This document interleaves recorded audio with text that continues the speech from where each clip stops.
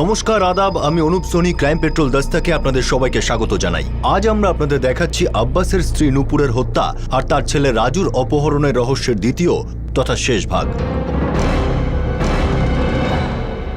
2013 27 অগস্টের সকালে একটা গার্মেন্ট শপের মালিক আব্বাস তার দোকানে যাওয়ার জন্য বাড়ি থেকে বের হয়। বাড়িতে ছিল তার স্ত্রী নূপুর আর 3 বছরের ছেলে রাজু। ওদের কাজের লোক বন্দনা রোজকার মতোই কাজে চলে এসেছিল। 11টা 20 নাগাদ ওদের দরজায় একটা আওয়াজ শোনা যায়। 11টা 45-এ বন্দনা ঘাবড়ে গিয়ে আব্বাসকে ফোন করে আর দ্রুত তাকে বাড়িতে চলে আসতে বলে। আব্বাস বাড়িতে এসে দেখে তার স্ত্রী নূপুরের খুন হয়ে গিয়েছে আর ছেলে রাজু নিখোঁজ হয়ে গিয়েছে। পুলিশ ঘটনাস্থলে পৌঁছয়, কিন্তু আব্বাস কথা বলার মতো অবস্থায় ছিল না। পুলিশ বন্দনা থেকে জানতে পারে যে 11টা 20 নাগাদ দুজন লোক বাড়িতে ঢুকেছিল।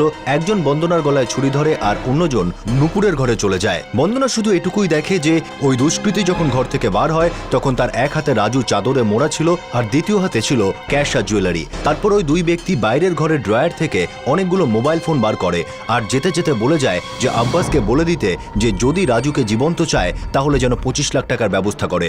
পুলিশ হতবাক হয়ে যায় এটা ভেবে যে দিনে দুপুরে মাঝপাড়ায় প্রতিবেশীরা কেউ কোনো চিৎকার চেঁচামেচি শুনতে পায় না, কেউ দুজনকে রাজুকে নিয়ে যেতে পর্যন্ত দেখতে পায় না। নূপুরের বডির পোস্টমর্টেম থেকে জানা যায় যে গলা টেপার ফলে তার মৃত্যু হয়েছিল। তারপর তাকে ছুরি দিয়ে মারা হয় এবং বিষের ইঞ্জেকশন দেওয়া হয়। তার রক্ত থেকে ক্লোরোফর্মের অংশবিশেষও পাওয়া যায়, যার থেকে পুলিশ আন্দাজ করে যে ওকে মারার আগে ক্লোরোফর্মের মাধ্যমে অজ্ঞান করে দেওয়া হয়েছিল। রাজুর সঙ্গে হয়তো এরকমই করা হয়েছিল, তাই ওর চিৎকার কেউ শুনতে পায়নি। আব্বাস অবশেষে পুলিশের সাথে কথাবার্তা শুরু করে। শোকার্ত আব্বাসের থেকে পুলিশ বেশি কিছু জানতে পারে না।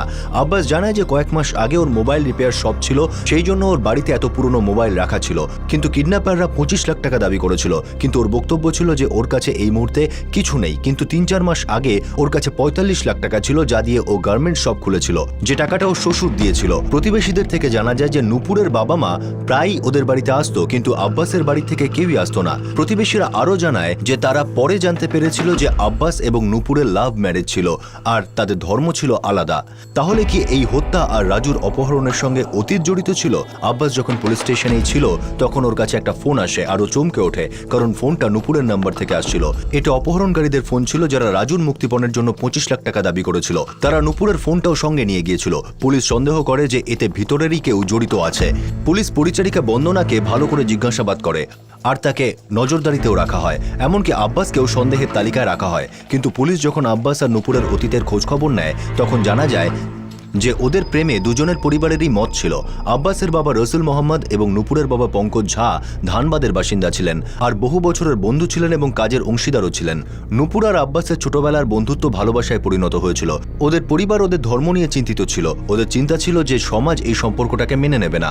আব্বাস আর নূপুর তাদের মা বাবার মত মেনে নেয় এবং নিজেদের জীবন নিজেরাই বেছে নেয়। ওরা শুধুমাত্র বন্ধুত্ব বজায় রাখে, ঠিক করে যে অন্য কাউকে বিয়ে করবে না। অবশেষে কয়েক বছর পর তাদের দুজনের পরিবারই এটা মেনে নেয় যে তাদের সন্তান নিজেদের ইচ্ছামতো জীবন কাটাবার অধিকার আছে। পুলিশ আবারও লক্ষ্যভ্রষ্ট হয়ে যায়, কারণ নিজেদের কেউ যুক্ত থাকার কোনো প্রমাণ পাওয়া যাচ্ছিল না। এমনও কোনো প্রমাণ মিলছিল না যাতে এটাকে শুধুমাত্র লুটপাটের মামলা মনে হবে। যেভাবে নূপুরকে খুন করা হয়েছিল তার থেকে পরিষ্কার যে তারা মারার উদ্দেশ্যেই এসেছিল। তাহলে পরিচারিকা বন্দনাকে কেন ছাড়া হলো? এর মধ্যে একটা সূত্র খবর দেয় যে একজন তৃতীয় ব্যক্তিও এর সঙ্গে জড়িত আছে। দুজন আততায়ীকে একজন কার্পেন্টার শনাক্ত করতে পেরেছিল, কারণ তাদের সাথে সে পথে ধাক্কা খায়। তার বক্তব্য অনুযায়ী ওরা বাইকে একজন তৃতীয় ব্যক্তির সঙ্গে ছিল। ওরা 3 জন এরপর একটি পানের দোকানে গিয়ে পৌঁছয়, যার কাছে সেই হেলমেট পরা তৃতীয় ব্যক্তিটির খবর ছিল। সেই পানওয়ালা পুলিশকে জানায় যে ওই তৃতীয় ব্যক্তিটি নূপুর মোবাইল রিপেয়ার শপে কাজ করত, কিন্তু সে তার নাম জানে না। আর ওরা যখন বাচ্চাটাকে বেডশিটে জড়িয়ে নিয়ে যাচ্ছিল সে তখন আন্দাজও করতে পারেনি এরকম কিছু হতে পারে। এবার তারপর আব্বাসের দোকানে কাজ করত। স্যার নিচে ওয়েট করছিল, ওপরে ওঠেনি। বন্দনা বলেছিল যে ছেলে দুটোকে আগে দেখেনি। সাহেব আমি জানি না ওরা কারা। আর আব্বাস বলেছিল যে ওর কখনোই কোনো ওয়ার্কারের সঙ্গে ঝামেলা হয়নি। সবার সঙ্গেই ভালো সম্পর্ক ছিল, সবাই ভালো কাজ করতো স্যার। মনে হচ্ছে সব খুব ভেবেচিন্তেই করা হয়েছে। ওদের উদ্দেশ্যটা পরিষ্কার, এটা এমনি লুটপাটের মামলা নয়। এবার ওই বাচ্চাটার জন্য খুব চিন্তা হচ্ছে। শিবরাজ আর মনোজ দুজনেই আমার মোবাইল শপে কাজ করতো স্যার। তোমার কাছে ওদের ফটো আছে? ফটো তো নেই স্যার, কিন্তু আমার মোবাইলে দোকানের কয়েকটা ছবি আছে, সেগুলোর মধ্যে ওদের ছবি তো থাকবেই স্যার। তোমার মোবাইলে?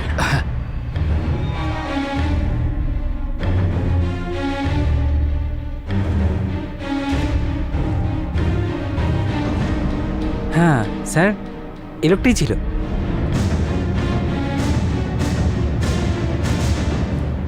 শিবরাজ? না স্যার, আমার তো কখনো ওর সঙ্গে ঝগড়া হয়নি। মনোজের সঙ্গেও কখনো ঝগড়া হয়নি। ওরা তো আমাদের ফ্যামিলি মেম্বারের মতো ছিল। নূপুর আর রাজু ওদের খুব ভালোবাসতো, বাড়িতে যাতায়াত ছিল। এই দেখো রাজু প্লেনে চড়ে বুস করে উড়ে গেল। শিবরাজ, তোমার আর মনোজের দুজনের খাবার এটাতে আছে, খেয়ে নিও। হ্যাঁ বৌদি। লজ্জা পেও না। বাই রাজু। ও বেশ কয়েকবার আমার বাড়িতে এসেছিল। বেশিরভাগ সময় টিফিন নিতে ওই যেত। শিবরাজ আর মনোজের মোবাইল নাম্বার বলো।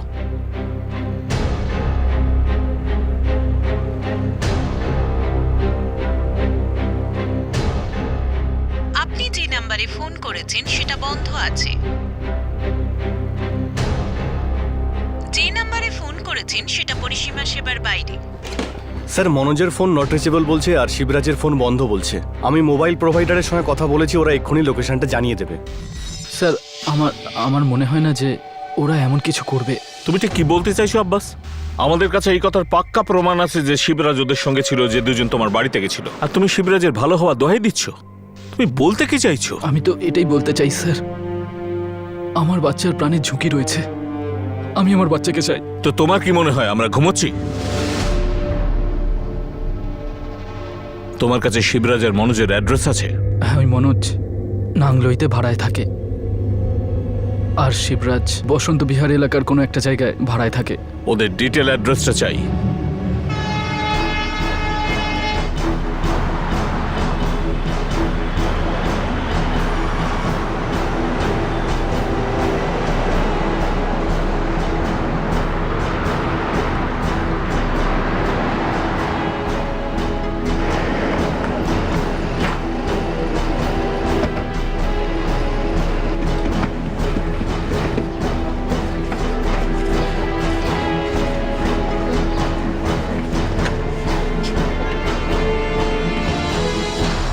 অনেকদিনই মনোজকে দেখতে পাইনি।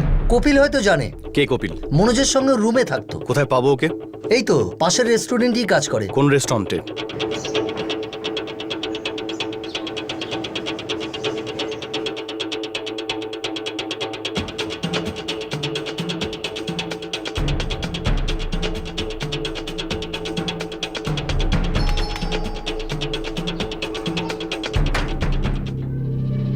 বলুন। শিবরাজ এখানেই থাকে? হ্যাঁ। কোথায় ও? জানি না, কয়েকদিন ধরে দেখিনি। কে বলতে পারবে? আপনি আমানত ভাইকে জিজ্ঞেস করুন, উনি ওই বাড়িটার মালিক। কোথায় থাকে সে? দুটো বাড়ি ছেড়ে কোনার মাথাটায়।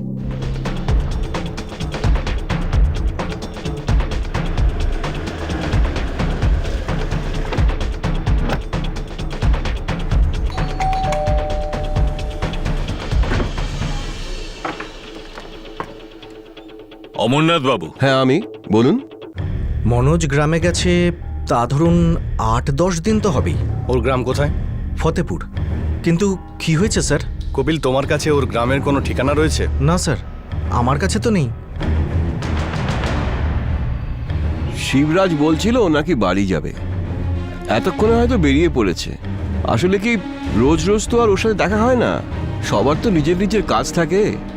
আমার ওর সাথে শেষ দেখা হয়েছিল ও যখন আমাকে ভাড়া দিতে এসেছিল 17ই আগস্ট। তখনই আমাকে বলেছিল কয়েকদিনের জন্য বাড়ি যাবে।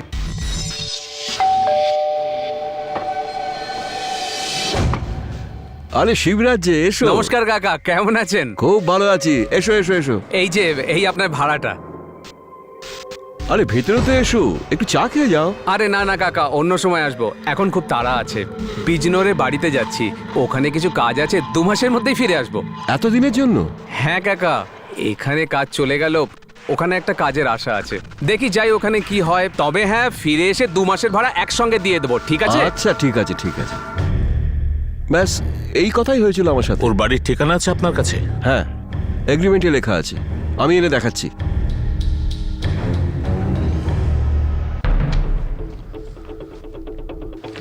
বিজনোর পুলিশকে বলো ওর বাড়িতে যেতে। আর স্যার মনোজ, ফতেপুর পুলিশকেও অ্যালার্ট করি।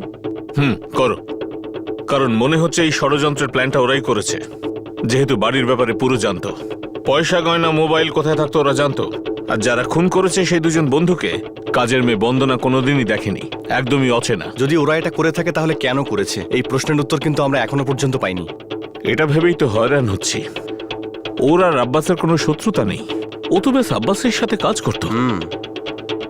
জানি না, আমার কেন মনে হচ্ছে এটার মাস্টার মাইন্ড অন্য কেউ।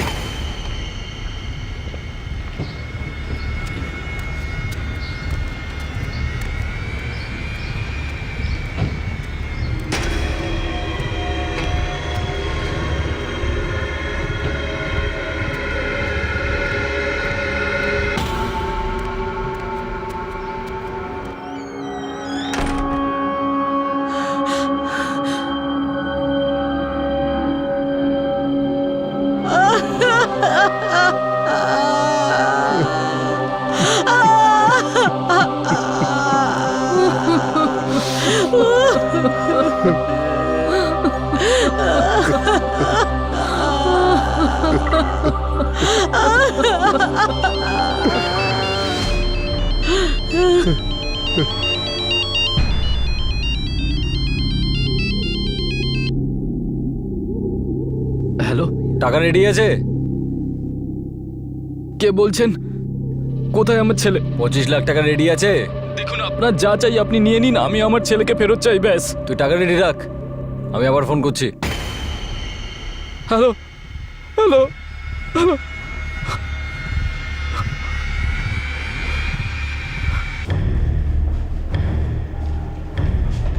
স্যার, এখন যে মুক্তিপণের কলটা এলো সেটা নূপুরের মোবাইল থেকে, লোকেশন লখনৌ।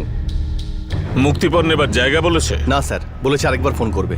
মনে হচ্ছে ওরা তাড়াহুড়ো করবে না।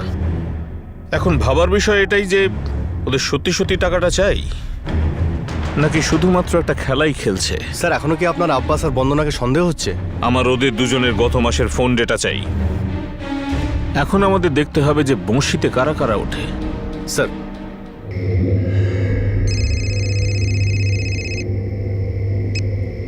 হ্যালো, হ্যালো কপিল, মনোজ বলছি রে ভাই। কিছু ব্যবস্থা হলো? তুই কোথায় রে মনোজ? এখানে নিজের গ্রামে। কেন, কি হয়েছে? সব ঠিক আছে তো?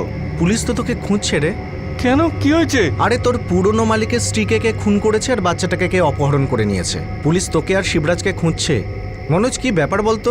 ভাই, তুই কোনো গন্ডগোল করিসনি তো? না ভাই, এর ব্যাপারে তো আমি কিচ্ছু জানি না এখনো। দেখ, আমি তোকে ভালো কথা বলছি, তুই দিল্লি ফিরে আয়, পুলিশের সাথে কথা বল, না হলে জোর ফেঁসে যাবি। ঠিক আছে, আমি আমি আমি আমি কিছু একটা করছি। ওই ছোট্ট রাজু কোথায় ছিল?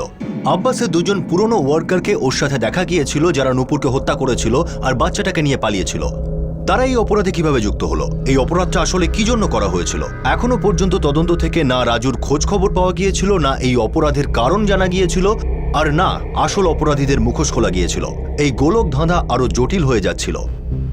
3 দিন হয়ে গেল স্যার, আমার ছেলের কোনো খোঁজ নেই। আমার বউকে মেরে ফেলেছে, আর আপনারা এখনো এটাই মনে করে চলেছেন যে আমি এতে জড়িত আছি কিনা। আমি আমার বউকে আর ছেলেকে আমি নিজের প্রাণের চেয়েও বেশি ভালোবাসি স্যার। আপনারা এইটুকু কথা এখনো বুঝে উঠতে পারছেন না স্যার? আব্বাস, আমি তোমায় শুধু একটা প্রশ্ন করেছি, কেন মনে হচ্ছে যে তোমার দিকে আঙুল উঠছে? আপনার প্রশ্ন স্যার, আপনার প্রশ্ন আমাকে কষ্ট দেয়। আমার মনে হয় আপনারা চান যে ভেঙে পড়ি আর মেনে নেই যে দোষটা আমি করেছি। এমন মনে হয় যে আপনারা আগেই ধরে নিয়েছেন যে এই অপহরণ, এই মুক্তিপণ পুরোটাই নাটক, আর আমি জানি রাজু কোথায়। মনে হয় আপনারা এটাই চান যে আমি খুন করেছি আমার বউকে আর রাজুকেও। সেটা কি সত্যি আব্বাস? তুমি কি শিবরাজ, মনোজ আর দুজন অজানা লোকের সঙ্গে মিলে এই কাজটা করেছো? না স্যার, একদম না। একদিকে আমি আমার বউকে হারানোর দুঃখে বাইরে বেরোতে পারছি না, আর দ্বিতীয় আমার ছেলে কোথায়, কি অবস্থায় আছে আমি কিচ্ছু জানি না। তার উপরে আপনারা আমার উপরেই সন্দেহ করছেন। স্যার, আমি আমার জীবনে খুব খুশি ছিলাম স্যার। যাকে ভালোবেসেছি তাকেই বিয়ে করেছি। খুব আনন্দে দিন কাটছিল আমাদের। ছোট্ট বাচ্চা, ব্যবসাও খুব একটা খারাপ নয়, ভালোই চলছিল। আমি আমার বউকে কেন মারবো স্যার? খুব ভালোবাসতাম স্যার ওকে আমি।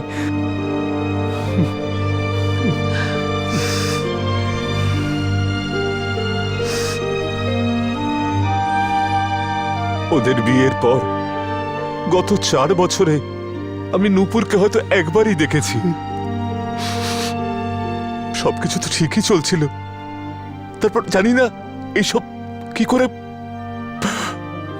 সাহেব, আমি জানি আপনারা আমাকে সন্দেহ করছেন।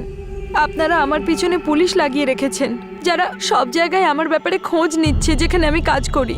এভাবে আমি থাকতে পারছি না সাহেব। তুমি শিবরাজ আর মনোজকে চেনো? সাহেব, আব্বাস দাদা আর নূপুর দিদির বাড়ি কাজ করছি প্রায় 2 বছর হয়ে গেছে। আমি শিবরাজ আর মনোজকে চিনতাম, কিন্তু আমাকে কেন সন্দেহ করছেন? আমি কেন মিথ্যে বলবো সাহেব? এমনিতেই দারিদ্র আধমরা করে রেখেছে। কাজ করলে তবে দুবেলা দুমুঠো খেতে পাই সাহেব। এরকম উল্টো পাল্টা করার কথা ভাবতেও পারি না। ওই লোকগুলো আমার গলায় ছুরি ধরেছিল। এই অবস্থায় কোন সাধারণ মানুষ না ভয় পাবে? ভগবানের অশেষ কৃপা আমি বেঁচে গেছি, কিন্তু আপনারা আমার বাঁচা মুশকিল করে রেখেছেন।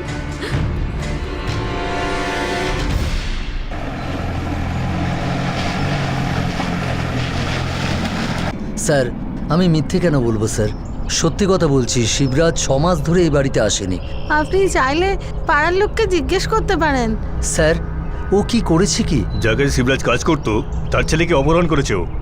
হে ভগবান, না স্যার, আমার ছেলে এমন করতেই পারে না।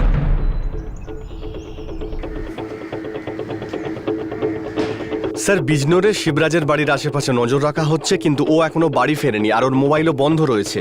আর স্যার, বন্দনা মনে হচ্ছে এর মধ্যে জড়িত নেই। আর স্যার, আব্বাস 4 মাস আগে শিবরাজকে ফোন করেছিল যখন ও নিজের মোবাইলের দোকান বন্ধ করে দেয়। তাহলে আমরা কি বেকার আব্বাস আর বন্দনাকে সন্দেহ করছি?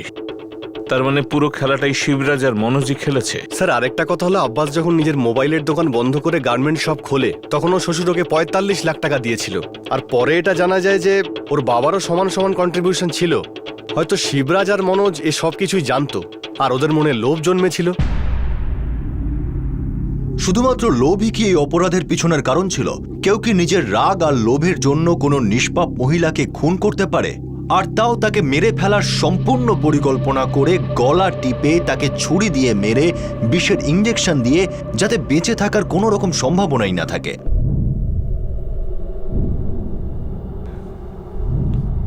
বাবা, তোমার সাথে নূপুরের সাথে এই লোকগুলোর কি কোনো ঝগড়াঝাটি হয়েছিল? এমন তো কিচ্ছু ছিল না বাবা।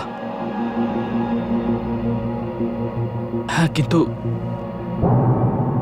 যখন মোবাইল সব বন্ধ করে দেওয়ার ব্যাপারটা উঠল তখন এরা খুব চিন্তিত হয়ে পড়েছিল। আরে আব্বাস ভাই, এরকম হঠাৎ করে? আরে হঠাৎ করে নয় শিবরাজ, অনেকদিন থেকেই ভাবছিলাম। তুমি জানোই তো আমার একটা ছেলে রয়েছে, ওর ফিউচারের ব্যাপারটাও তো আমাকেই ভাবতে হবে না? এই ব্যবসায় তো খুব একটা লাভ নেই, আর এমনিতেও দিল্লিতে বাচ্চা মানুষ করা খুব সহজ কথা তো নয়। আব্বাস ভাই, আপনি 1 সপ্তাহের মধ্যে দোকান বন্ধ করে দেবেন নাকি? হ্যাঁ মনোজ, আসলে মনোজ, এতে আমার লাভ কম হচ্ছে, ক্ষতি বেশি হচ্ছে। তো কোথায় খুলছো নতুন দোকান? এই পাশেই নতুন একটা দোকান ভাড়ায় নিয়েছি, আর একটা বড় কোম্পানি থেকে অর্ডারও পেয়ে গেছি আমি। ও, তো সব আগে থেকেই ঠিক ছিল? প্রথম থেকেই আমি ভেবে রেখেছিলাম, টাকা ছিল না বলে বিজনেস করতে পারিনি। তারপর নূপুরের বাবা টাকা দিয়ে দিল, তো এখন।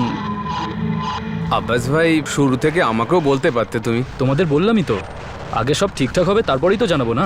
আব্বাস ভাই, তুমি যখন আগে থেকে এত ভাবছিলে তখন আমাকেও বলতে পারতে যে তুমি দোকানটা বন্ধ করে দেবে। আব্বাস ভাই, আপনার কাপড়ের দোকানে আমাদেরও কোনো কাজ দিয়ে দিন না। হ্যাঁ, তাই দাও না। ইয়ার, তোমরা দুজন তো মোবাইলের লাইনে কাজ করো, তোমরা কাপড়ের ব্যবসা সম্বন্ধে কি বুঝবে? আর এমনিতেও 2জন লোক আমি রেখেছি আমার দোকানে। আরে মোবাইলের মার্কেট খুব বড়, কোথাও না কোথাও তোমরা চাকরি পেয়ে যাবে, টেনশন করো না, ঠিক আছে? শিবরাজ একটু রেগে গেছিল ঠিকই, যে আমি ওকে আগে কেন বলিনি, কিন্তু রাগের মাথায় ও এমন করবে আমার বিশ্বাস হয় না।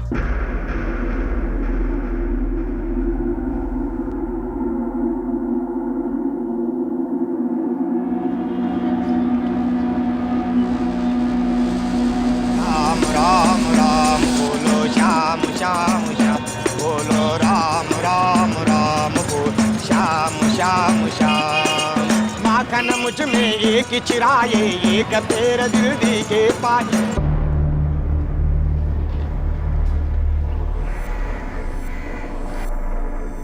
শিবরাজ কোথায়? আমি কিচ্ছু জানি না স্যার। প্রায় 3.5 মাস আগে ওর সঙ্গে আমার লাস্ট দেখা হয়, আব্বাস ভাইয়ের দোকান বন্ধ হওয়ার পর। দিব্যি করে বলছি স্যার, আমি এসব ব্যাপারের কিচ্ছু জানি না। আর এই কথাটা বলার জন্যই আমি সোজা গ্রাম থেকে এখানে এসে পৌঁছেছি, যখন আমি জানতে পারলাম যে আপনারা আমাকে খুঁজছেন। এসব শিবরাজ রাগের মাথায় করেছে নাকি অন্য ব্যাপার আছে? Welcome to Beaton world. How may I assist you? নতুন ফ্ল্যাটের জন্য একটা স্ট্যান্ড ফ্যান আর কুলার নেব। এই পচা গরম থেকে একটু স্বস্তি চাই। বাজার চলতে সব ব্র্যান্ড তো আর ভরসাযোগ্য নয়। তার জন্য তো আমাদের ফ্যান আছে, all purpose bullet table fan, ceiling fan. আমাদের সিলিং ফ্যান কিন্তু 30 মাসের ওয়ারেন্টি সহ পাওয়া যায়। আছে ফারাটা 2 বছরের ওয়ারেন্টি, 17 থেকে 20 মিটার এয়ার ফ্লো, মধ্যবিত্তের সাধ্যের মধ্যে একমাত্র ভরসাযোগ্য ব্র্যান্ড বিটেন। আমাদের কুলারের কিন্তু অনেক range, 45 litres, 50 litres, 70 litres, 90 litres, 110 litres. Honeycomb সহযোগে বিটেনের সব কুলারের ওয়ারেন্টি 1 বছর। চেনা হাওয়ায় অচেনা অনুভূতির জন্য একমাত্র আদর্শ বিটেন।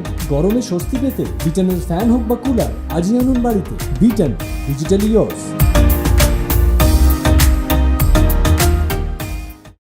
দিব্যি করে বলছি স্যার, আমি এসব ব্যাপারের কিচ্ছু জানি না।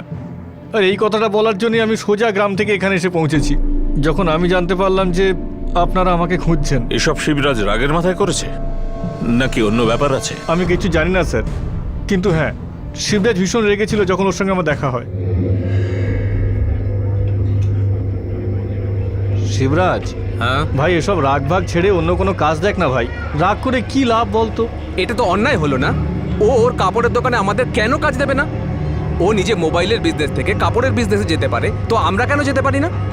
দেখ, সত্যি কথাটা এটা, ও আমাদের কাজেই রাখতে চায় না। দেখ, সেটা আব্বাস ভাইয়ের ইচ্ছে, আমরা কি করতে পারি? দেখ, তুই যাই বলিস, ও এই ব্যাপারে অনেক দিন থেকেই ভাবছে। একবারও ভাবলো না যে আমাদের কি হবে? হঠাৎ কাজ বন্ধ, যা খুশি তাই করা যায় নাকি? ভাই, এই ধরনের কথা নিয়ে যদি বেশি মাথা ঘামাতে যাস তাহলে কোনো নতুন কাজই খুঁজে উঠতে পারবি না। বোঝ একটু। কি বুঝবো রে? তুই একটা কথা বল, ওর বাবা আছে, ওর শ্বশুর আছে, ও যখন চাইবে নতুন বিজনেস করার জন্য পয়সা পেয়ে যাবে, কিন্তু আমাদের কি হবে? আমাদের কাছে এরকম কিছুই নেই, তো চুপচাপ এভাবে মেনে নেবো। হ্যাঁ, আরে ছাড় না ভাই, এত রেগে থাকলে খাবারও হজম হবে না। নে, খেয়ে নে। স্যার, শিবরাজ রেগে নিশ্চয়ই ছিল, কিন্তু কিন্তু আমার মনে হয় না ওই সব কাজ করতে পারে। আর নূপুর বৌদি তো আমাদের খুব যত্ন করতো, রাজুর সঙ্গে তো আমরা খেলা করতাম স্যার। প্রথম কল এসেছিল গাজিয়াবাদ থেকে, আর দ্বিতীয় কলটা এসেছে লখনৌ থেকে। আর তারপর এখন অবধি কোনো কল আসেনি স্যার। লাস্ট লোকেশন হলো লখনৌ। হতে পারে কি ও লখনৌতেই আছে? স্যার, আমার মনে হচ্ছে শিবরাজ এসব রাগের মাথাতেই করেছে, আর এখনো বুঝতেই পারছে না যে মুক্তিপণের জন্য আব্বাসকে কোথায় ডাকবে। হতে পারে যে ও লখনৌতেই লুকিয়ে আছে, কিংবা তার আশেপাশে। বেনারস, কানপুর। শর্মা স্যার, লখনৌ, বেনারস, কানপুর পুলিশকে খবর দাও, সব জায়গায় খুঁজতে বলো। 3টে লোক, সঙ্গে 3 বছরের বাচ্চা, হয়তো পাওয়া যাবে। স্যার, ওরা কি একই জায়গায় লুকিয়েছিল? পুলিশ একটা চান্স নিল, তারা হয়তো ওখান থেকে বেরিয়ে কোথাও যায়নি।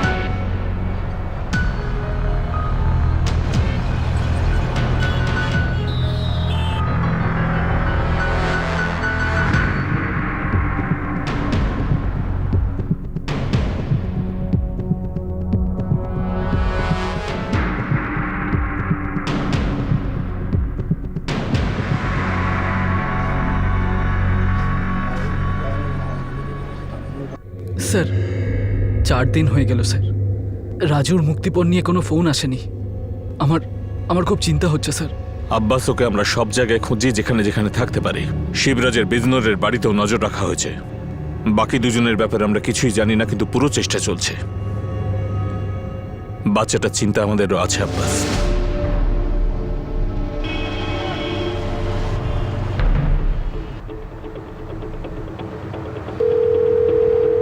স্যার আমজাদ বলছি। হ্যাঁ আমজাদ, কোনো খবর পাওয়া গেল? স্যার এখানে চণ্ডীগড়ের কাছে তিওয়ারি গেস্ট হাউস আছে, কালকে 3 জন এসেছে, একটা বাচ্চাও আছে।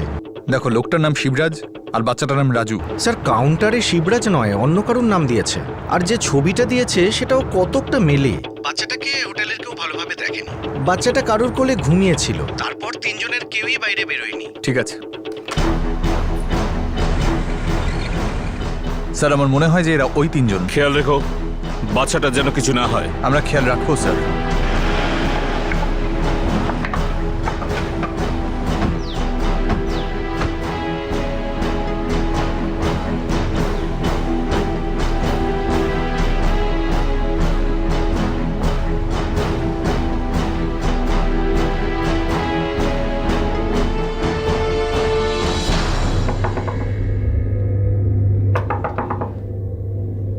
কে? সাহেব, ঘর পরিষ্কার করতে এসেছি। আরে দরকার নেই এখন। ম্যানেজার সাহেব বলে দিয়েছেন পরিষ্কার করতেই হবে, 5 মিনিটেই হয়ে যাবে।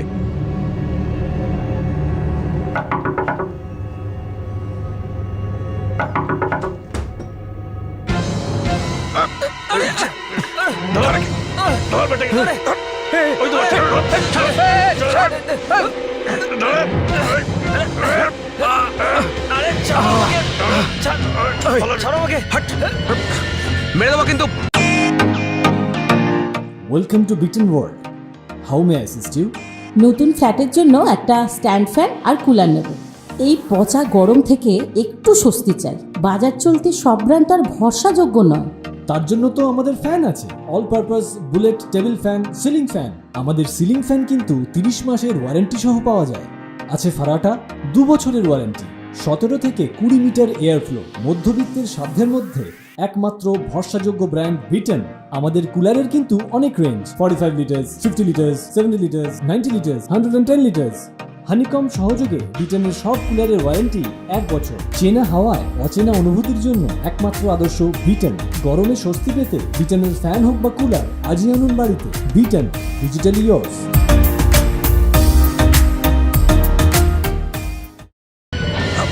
মেরে দেবো কিন্তু, মেরে দেবো ওকে। ছাড় ছাড়। সর, আরে সর, সরে যা। সর, ছাড়ো আমাকে। সর, রাস্তা ছাড়, চল। ওকে ধরো। দাঁড়া।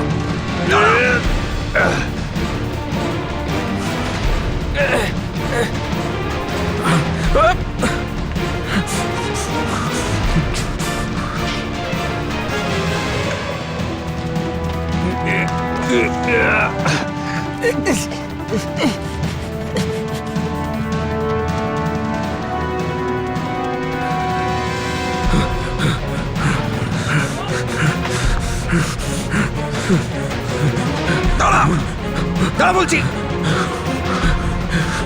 ওই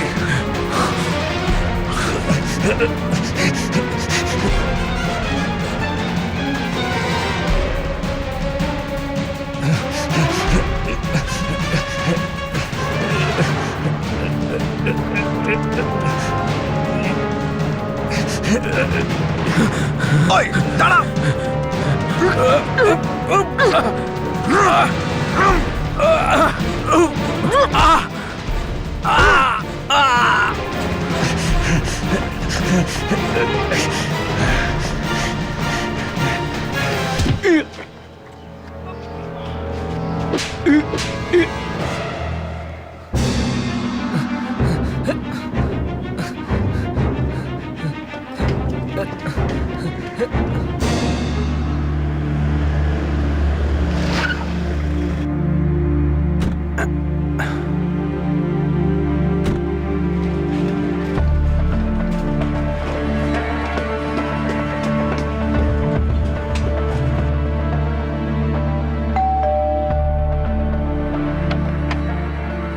রাজুকে পাওয়া গেছে।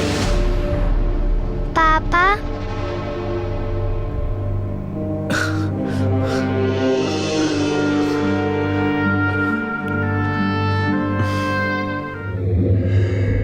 শিবরাজ আর তার 2 সাথী লালু আর অভিজিৎ ধরা পড়েছে। এই দুজনে মিলে নুপুরকে খুন করেছিল। শিবরাজ এমন কেন করলো স্যার? টাকার জন্য? হ্যাঁ, আমার খুব রাগ হয়েছিল স্যার। আমাদের কাছে কাজ ছিল না, ওর জন্যই আমাদের এরকম হাল হয়েছিল। ও চাইলে আমাদের বলতে পারতো, আমি দোকান বন্ধ করছি, তোমরা কাজ খুঁজে নাও। খুব সমস্যা হয় স্যার, যখন কাজ চলে যায়, রোজগার বন্ধ হয়ে যায়। আরে খাবার খাওয়ালি, মদ খাওয়ালি, বিজনগর থেকে দিল্লিতে এলাম, একদিন হয়ে গেছে, কিন্তু এখনো পর্যন্ত কি করতে হবে সেটা বললি না। আরে ছোটবেলার বন্ধু তোরা, আমি কি ডাকতে পারি না? কিন্তু এটা তো বল যে কাজটা কি? প্রতিশোধ, একটা প্রতিশোধ নিতে হবে। অনেক টাকা আছে, অনেক গয়নাও আছে, আর অনেক জিনিসও আছে ওর কাছে।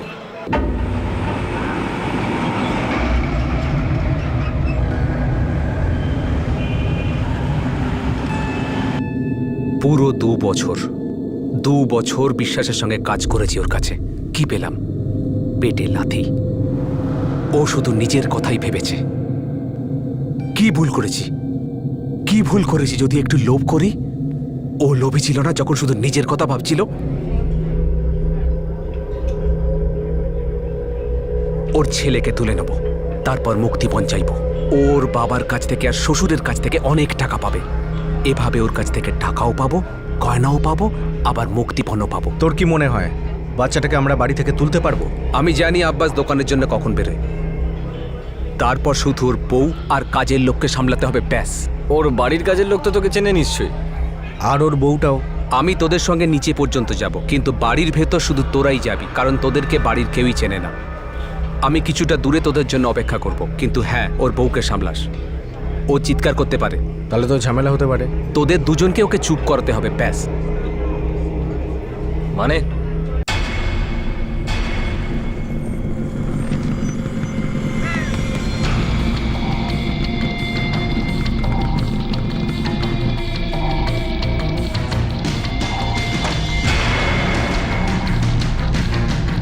চুপ, কোনো আওয়াজ বার করবি না, চুপ। ভিতরে চল, চল ভিতরে চল। আর হ্যাঁ, তুমি নিচেই খেলবে, ঠিক আছে? আর আমি যখন ডাকবো তখন চলে আসবে। ওকে মাম্মি। যাও। কে তুমি? রাজু, রাজু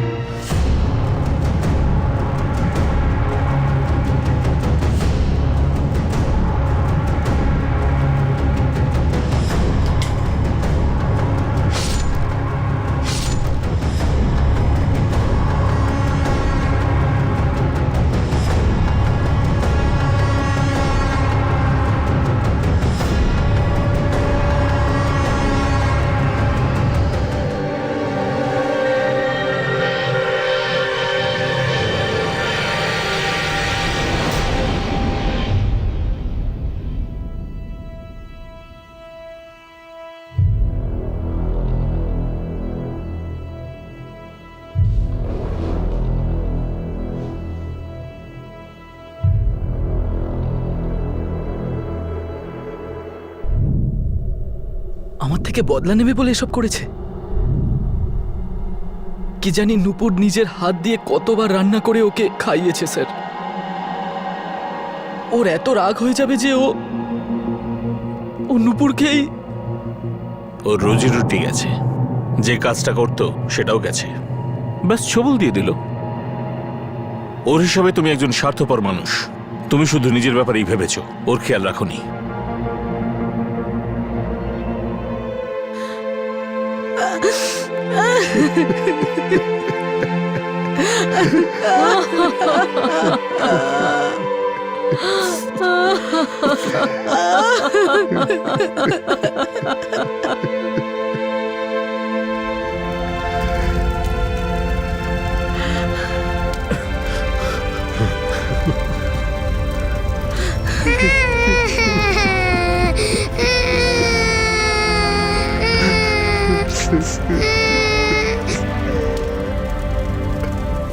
তিনজন অপরাধী এখন জুডিশিয়াল কাস্টাডিতে আছে আর পুলিশ চার্জশিট ফাইল করার প্রস্তুতি নিচ্ছে।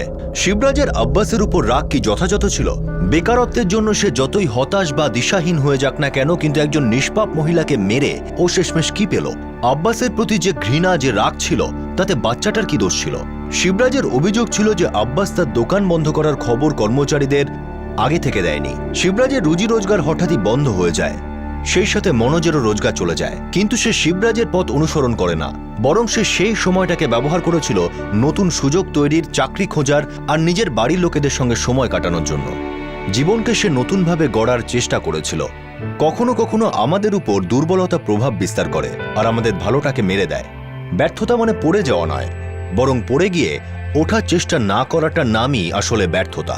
যখন সহজলভ্য উপার্জনের টাকা ঘৃণার আগুনে পুড়ে ছাই হয়ে যায়, তখন কোনো মনোবাঞ্ছা পূর্ণ হয় না। বেশি পাওয়া লোভকে যদি সঠিক দিশা দেওয়া হয়, কিছু ভালো বা কিছু পজিটিভ দিক দেওয়া হয়, তাহলে তার প্রশংসাও হবে আর সেটিকে সঠিকও মানা হবে। লোভের আগুনকে যদি প্রথম থেকেই সামলানো না যায়, তাহলে সেটা পরে অপরাধের আগুন হয়ে যায়। শিবরাজ যদি তার এই শক্তিটাকে চাকরি খুঁজতে কাজে লাগাতো আর মন প্রাণ দিয়ে কাজ করত, তাহলে হয়তো আজ তার সামনে একটা উজ্জ্বল ভবিষ্যৎ থাকতো। আপনাদের সাথে আবার দেখা হবে ক্রাইম পেট্রোল দেশ থেকে আরো একটা নতুন কেসের সঙ্গে। ততক্ষণ নিজের খেয়াল রাখবেন, সুরক্ষিত থাকবেন আর মনে রাখবেন, আমাদের সবার মধ্যেই ভালো দিকও আছে, খারাপ দিকও আছে, কিন্তু দরকার হলো আমরা সবসময় ভালো দিকটাকেই এগিয়ে নিয়ে যাব। জয় হিন্দ।